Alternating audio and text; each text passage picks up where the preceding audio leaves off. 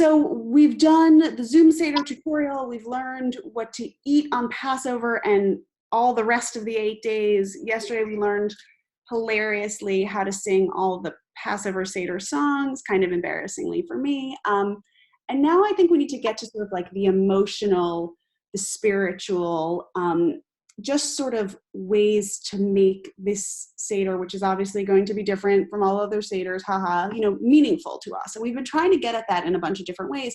But why I'm so excited to have you two here is you really, really can capture, I think, what Jewishness feels like for a lot of people today. And I actually just want to start by letting you two each introduce yourselves so everyone in here gets to know who you are.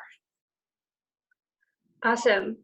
Hi, I'm Samantha Frank. I'm a rabbi. I live in Brooklyn, and along with Rena, we run the Instagram. We also have a website, modernritual.org, but we run the Instagram Modern Ritual, where we model and share passionate Jewish life that's super inspiring. And I see that Rena's Zoom is a little bit frozen, so I'm gonna tell a little bit about how Modern Ritual came to be. So Rena and I met each other in rabbinical school, and there she went. So we both had this experience of teaching in religious schools and realizing that our students didn't really have so much context for the Jewish stuff that we were learning. And also the time, a few years ago, there was a real opportunity to provide real, meaningful Jewish content in a way that was going to resonate with us and our peers. So that's what we do. Yes. And I'm back. Hello. Make me an entrance. I like that. Will you tell us who you are? Yes. Sorry. You totally froze for that whole thing. Hi, everyone. I'm Rena. I am in my last month of rabbinical school, which I'm so excited about. I'll become a rabbi officially in May. And I'm here with my parents in San Francisco. I usually live in Brooklyn, but I am weathering the storm in California. And I'm the co-founder of Modern Ritual. So this feels like we're going to have, there's like a lot of extra meaning. We're talking about the plagues. We're basically living through one. We're talking about liberation. We're here stuck in our apartments. So, this idea that we could stop the spread of disease. I mean, how do you two as rabbis and almost rabbis, how do you find yourself thinking about this holiday different, both for yourselves and how you're explaining it to other people as well? Yeah. Sam, do you want to start or do you want me to start? Sure. I'm happy to start. I mean, I think that the one of the big keys is to do everything that you just did, which is to name how different it is this year than we hope it would be or that we're used to it being. So we're used to saying the Seder, before we were slaves to Pharaoh and now we are free. And this year we're not. We don't feel as free as we have in years past. And I think simply acknowledging that gives us all the permission and ironically the freedom to then engage in the rest of what Passover is all about. And I think it's also a real opportunity for us to continue to ask. So if we don't feel free this year, and we are also, many of us, still super blessed to have a place to be at a shelter, what does that mean in terms of our responsibility to take care of our society and our community once we're sort of out of this phase? Yes, I love that. What I was thinking about is that I actually feel, on the one hand, I feel very particularly stressed by Passover this year. Usually I'm so excited for Passover. It's definitely my favorite holiday. This year I feel like, oh gosh, we're already restricting ourselves food-wise. We're already like not leaving our house that much. These are all things that I usually do on Passover. It feels like I've been celebrating Passover for almost 3 weeks. Like, we're gonna ramp this up. Like, that's so crazy. But the part of it that I do appreciate is that we're in a current moment of constant change. Like the only thing we can rely on is that the information we have tomorrow is probably going to be the information that different than the information we had yesterday. Like every day there's a different article telling us what to be, how to do, what to do, whether or not how to go outside, whether we wear a bandana or not, what the virus is. And that's really unsettling. And the only thing for me that is like constant in this moment is actually the Jewish calendar. Like no matter what, Passover is happening this next week. And there's nothing we can do to change about that. And no global pandemic is going to change the starting date of Passover because that's how the Jewish calendar is. It just happens.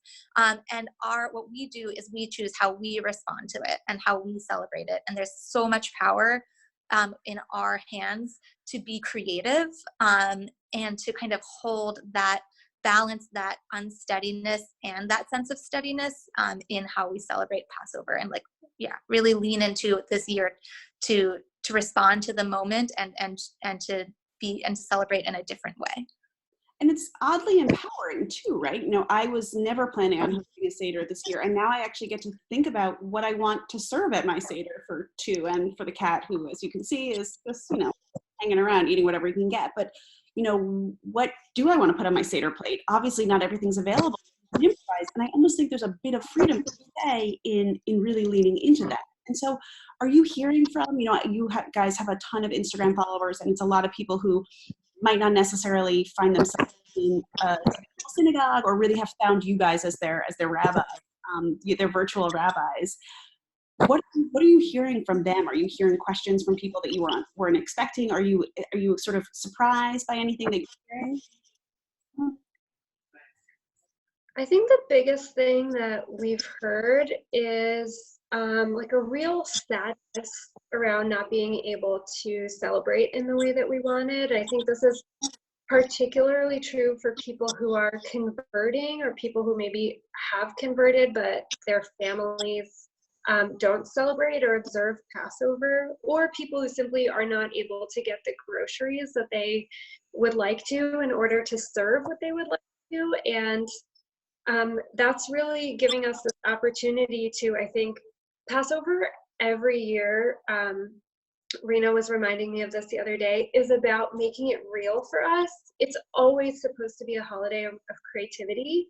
And this year, it's really about having like radical chesed, radical compassion for ourselves. And I think that through the Instagram, that's one of the blessings of having this Instagram, is being able to give that compassion to others and give them permission to give it to themselves.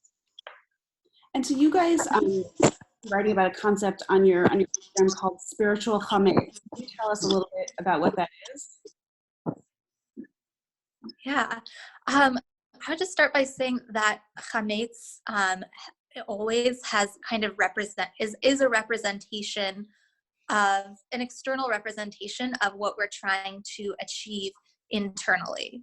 That the leavening agent, one of the interpretations for why we don't eat things that rise on Passover, is because the leaven represents having like a puffed up ego, or a sense of like self-centeredness, or hubris, or that kind of thing. And so when we do this spring cleaning and we clean out all of the chametz, we're not just cleaning out all of the bread products and wheat products, but we're saying to ourselves, like, yeah, how can we really, this is the story of liberation and redemption, and part of that is deflating my sense of self-importance. And we're kind of being forced to do that, like, by the world right now.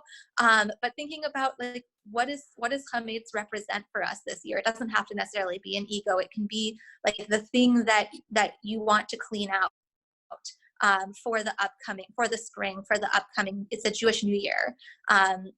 Passover, or this time is one of the starts of a new year on the Jewish calendar. And so we're actually giving ourselves an opportunity to spiritually refresh.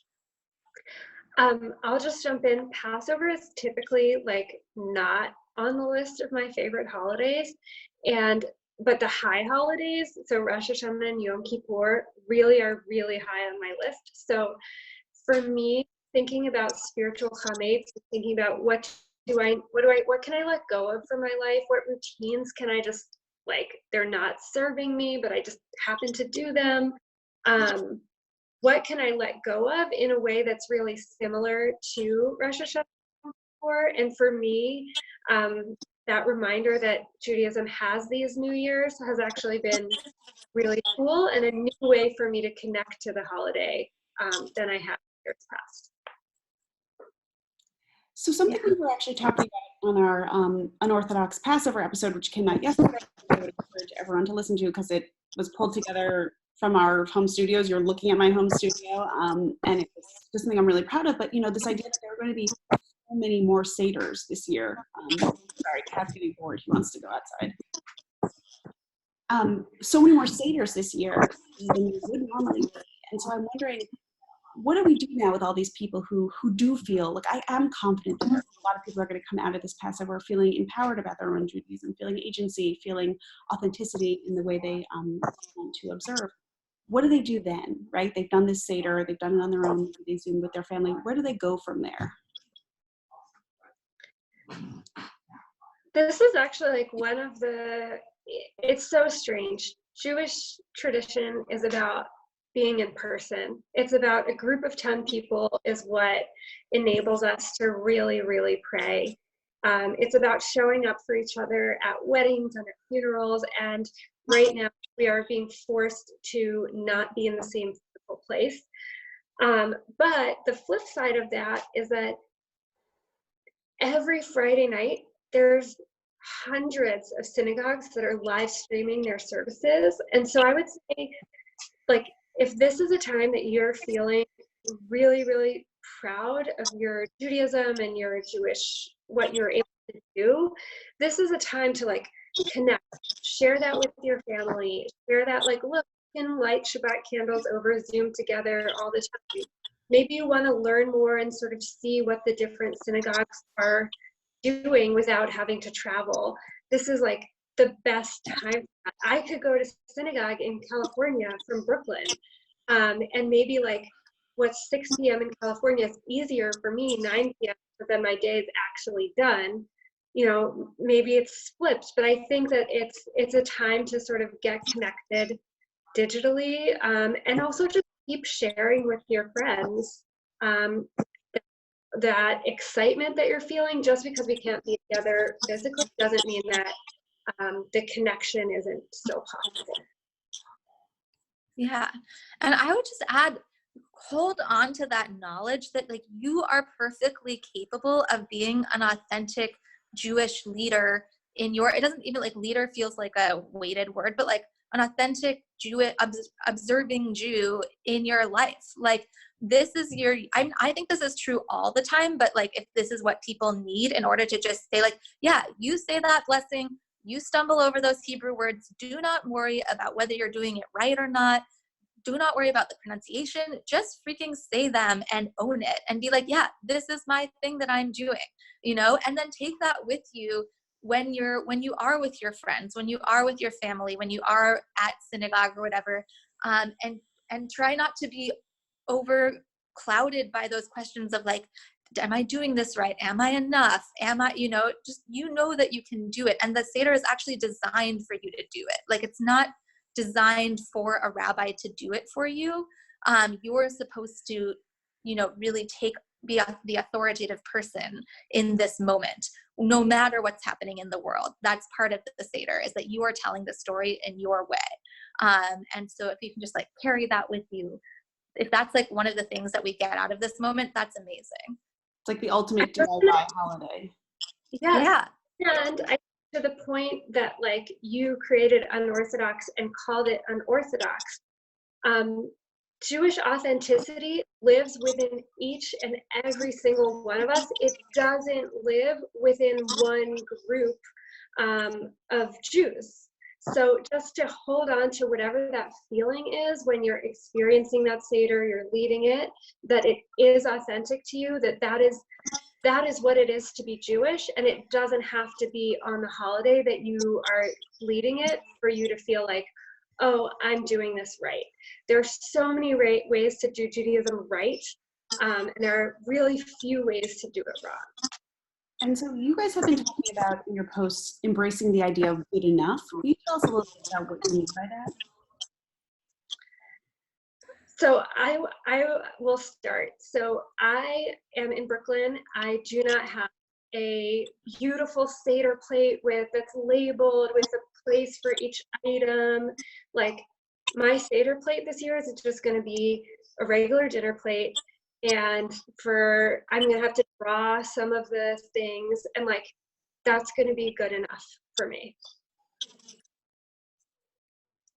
And so is that a way to sort of free people from these expectations that this needs to be a 10-course meal, that you need to have matzo ball soup for 30, that you need to use the silver? I mean, what do you want people to take from that? Yeah, I think we want people to take from that like whatever you're working with is legit, and wherever you're trying to go, as long as it's meaningful to you and it's about Passover. It's not about being able to make the perfect recipe or have the most beautiful place settings, and those can be really, really beautiful. They can like heighten the spirituality of your event. But ultimately, it's a reminder that no Jewish holiday is about showing off. It's about our growth. It's about our relationship with the divine, however you want to experience that, or our relationship and obligation towards the world if the divine is not your way in. And that we don't, I mean, I think in some ways this year there might even be more of an idea of like, create a beautiful Passover for two and show it up on Instagram, but that's so far from the point. This is just about getting through this time and doing our best. Yeah. And I'd say particularly that there's so much food anxiety in general happening right now. Like especially for people who already have anxiety surrounding food, in all of the different ways you can have that. I think that this is like a particularly difficult time. And also I think it's hard because food is how we often most emotionally relate to Passover. That's what helps us often feel like it is Passover, is because we're changing the way we set up our kitchens or eat or anything like that. And so if this is your year to adjust according to what you usually do, because that's what you need, like this is the time to do that for you. I really feel like the Passover pep talk we needed to hear. Yeah. So like something I've been thinking a lot about is the idea of Shabbat. We're talking to you on Friday at 4:20. Time allegedly still exists, but I don't know anything. I feel like working from home, I work all day long. I wake up, my desk I'm sitting at right now is right next to my bed. Place, that's my nightstand over there. This is now a desk. I feel like I work and then it's dinner and then I work some more and I go to sleep. So I'm actually very excited for tonight, and I don't particularly usually do this, but I think there actually is something really meaningful, especially now that our days look so different, of actually different Shabbat. So are you guys hearing from people that there is sort of increased desire to embrace this idea of one day off? I'm not hearing it as much as I've just seen, even in my less on Modern Ritual, but even on my personal Instagram, just people who I've never ever seen talk about Judaism, like light Shabbat candles and do it over Zoom. And I think that's just, I think if it can feel really hard to turn off for a whole day right now. And I think even in good times, sometimes for me personally, I feel like I can't disconnect from the world in such a stark way. And I think there's a reality that Jewish wisdom has known for so long, that actually when we disconnect from our routines and from the everyday, it helps us feel connected with ourselves. And that grounds us and helps us move forward. Yeah, I totally agree. I think that we're feeling that part of Shabbat is this idea of separation, that this time needs to feel different than the rest of our week. And I do think that we've been hearing, especially as we've done some live Shabbat candle lightings and things like that on Modern Ritual, we're hearing there's this internal intense need for that separation. And this Shabbat is Shabbat Haggadah, which is the Shabbat right before Passover starts. It's like special, it means like the great Shabbat. And an idea that I heard for how to specifically celebrate Shabbat is to drink a glass of wine on your couch. Because on Passover, part of what we do is we lean into our freedom, but we don't usually actually get to sit on a couch on Passover. And so I think for me, a way that I'm going to emotionally prepare for Passover on Shabbat Haggadah is by like sitting on the couch and leaning in and like getting emotionally and mentally ready, and drinking a glass of wine. So like reclining in advance of reclining. Yeah, exactly. Just like, getting into the mood of it. Samantha, what are your Shabbat plans? I'm gonna make a challah. I think our challah, since it's 4:20, it's not gonna be ready until like it might end up being our dessert course. But the last time I made a challah without any assistance from a family member, I think it's been years, and this is the chance. I wanted to add something else that was taught to me by Rabbi Peter Rubenstein, who talks about Shabbat being, as what Rena just said, a day of separation. And we talk about Shabbat Kodesh, which means the holy Shabbat, and we talk about so many of our days as being holy. But the Hebrew word for holiness doesn't mean sort of sacred and otherworldly in the way that we think about it in English. It means set apart. So thinking about what we can do to set things that are different. Last week, my partner and I had some cool hangs with friends, and I said to him this week, I said, we can't do that. Shabbat is ours. It's really nice to be connected to these people, but after so many FaceTimes, like I need to be just with you and just to be connecting one-to-one. That's what the cat told me also. Enough Zoom calls. I've shown everyone my butt at this point. It actually reminded me that I'm going to be doing at 5 o'clock I'm going to be part of a challah baking workshop, and I'm actually going to paste the link into the chat so everyone can see and join if they want. I'm not going to be making the challah, so everyone is fine. There's going to be an actual expert making the challah, but I'll be there for that, giving a little bit of a talk about Shabbat. But Rena, Samantha, thank you so much. I really appreciate you taking some of your sacred time on this Friday. And our viewers, our school mates, our classmates can follow along with you. The link is in chat. It's instagram.com/modern_ritual. We're getting rid of our spiritual chametz. We're being good enough. Thank you. Thank you so much, Stephanie. Thank you everyone else. Thank you. And we will be back on Monday at 4 p.m. Eastern. And I think we're going to be doing something about like how to entertain your kids, because apparently kids need to be entertained during the Seder, especially now that their cousins aren't going to be around. So stay tuned for that. And then on Tuesday, we're going to be doing last minute questions. We're also going to be doing an Instagram Seder hotline. So if you follow us on Instagram, just wait for that over the weekend. And if you have any breaking questions, email them to haggadah@tabletmag.com. I now know how to spell that. It's HAGGADAH@tabletmag.com, and we will answer them on Tuesday or on Instagram. Thank you all so much. Shabbat Shalom. Shabbat Shalom. Passover. Bye, everyone.